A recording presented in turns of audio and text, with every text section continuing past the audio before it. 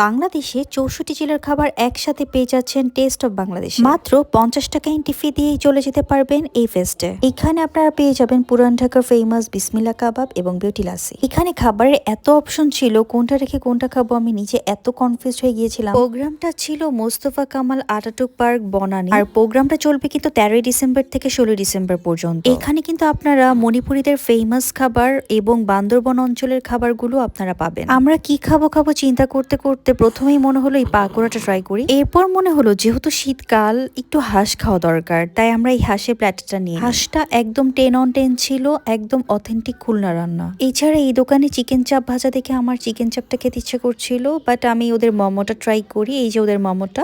আর এই শপটাতে বান্দরবনের ফেমাস খাবারগুলো সেল করছিল। ওরা স্কুইড সালাদ, চিকেন সালাদ আর মন্ডি সেল করছিল। আর এই দোকানটা থেকে আমি হাঁসের মাংস ট্রাই করেছিলাম। এই দোকানের হাঁসের মাংসটা অনেক মজা ছিল।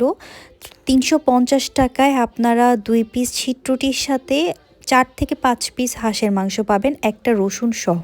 আমার মনে হয়েছে এটা একদম ওর্থ একটা ডিল ছিল। এই স্টলটার নাম প্রবাবলি বুনো হাঁস ছিল। আমার আসলে হাঁসের মাংস তেমন একটা পছন্দ না, কারণ হাঁসের মাংসের একটা আলাদা স্মেল থাকে, কিন্তু এই হাঁসের মাংসটা একদমই অন্যরকম ছিল। ও আচ্ছা, আরেকটা কথা বলতেই ভুলে গিয়েছি, ওদের কিন্তু লাইভ কনসার্ট হয়, সো আপনারা গেলে কিন্তু খাবার খেতে খেতে কনসার্টও এনজয় করতে পারবেন। আমি বান্দরবন এলাকার এই ফেমাস মন্ডিটা পরে ট্রাই করি।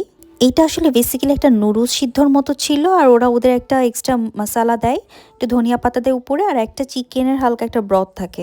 এই খাবারটা আসলে আমার টেস্ট বাটের সাথে একদমই যায় না। এছাড়া আপনারা এখানে আসলে অনেক ভ্যারাইটিস পিঠা পেয়ে যাবেন। এরপর আমার পুরান ঢাকার ফেমাস বিসমিল্লা কাবাবের চিকেন বারবিকিউটা খেতে ইচ্ছা করছিল। এটা অনেক মজা ছিল। আর খাওয়া শেষে একটু ডেজার্ট না খেলে হয় বলেন? আমি নিয়ে নেই ইএফসি ফুড কর্নারের এই ডাবের পুডিংটা। এটা একদম বেস্ট ছিল। Last but not the least, বিখ্যাত রাজামামার চাটা খেয়ে খাওয়া দাওয়া শেষ করলাম। ভিডিওটা ভালো লাগলে লাইক, শেয়ার এন্ড কমেন্ট দিতে ভুলবেন না। Thanks for watching.